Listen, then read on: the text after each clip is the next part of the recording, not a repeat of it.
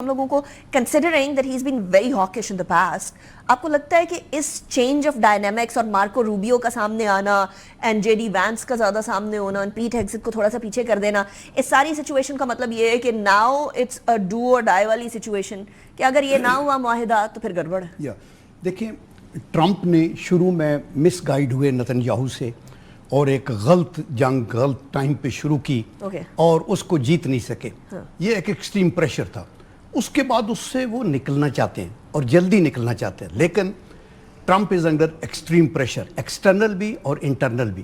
External تو ہے مطلب جی سی سی کنٹریز کا کہ مروا دیا، آپ نے بیسز ہمارے پاس رکھی ہوئی تھی، ہمارے تو خدا کا واسطہ ختم کرو. یورپین یونین، نیٹو کنٹریز، دوست یار، ایک تو وہ پریشر ہے کہ اس کو کچھ نہ کچھ نکالو.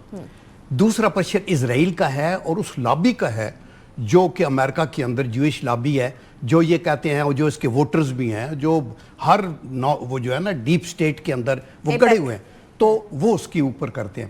لیکن ابھی دی پوائنٹ از کہ یہ کسی لحاظ سے بھی کسی نتیجے کے اوپر وہ نہیں پہنچ سکے. اب میں آپ کو بتاؤں کہ پچھلی صدی میں 1930 میں پریسائزلی اٹالین ایک فلاسفر تھا، اور وہ اس وقت یہ ہوا کہ یہ جو لیگ آف نیشن کا کانٹریکٹ تھا یہ ختم ہو گیا، جو آلموسٹ کوئی اس کو ماننے کو تیار نہیں تھا. تو اس نے فلاسفر نے یہ کہا تھا کہ the old world order is dead, new world order is yet to be born, and now the monsters are there and دیئرفور.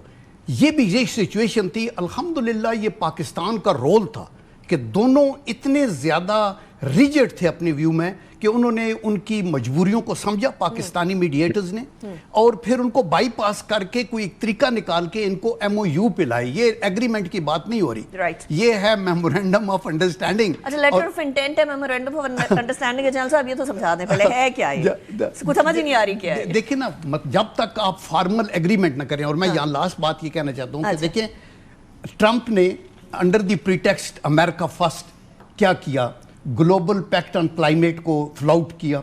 آپ یہ دیکھیں انٹرنیشنل ٹریڈ ایگریمنٹ کو فلاؤٹ کیا، ملٹی لیٹرل ریلیشنز جو تھے یونائٹڈ نیشن کے چارٹر کو فلاؤٹ کیا، ایران نیوکلیئر ڈیل کو جو ہوئی تھی اس کو ختم کیا، یو این کے چارٹر کی، کنونشنز کی اور پروٹوکالز کی دھجیاں اڑا کے رکھ دیں، نیٹو کے ساتھ وہ ہمدردی نہیں رکھی، اور dozens of U N organizations سے وڈرال کر لیا.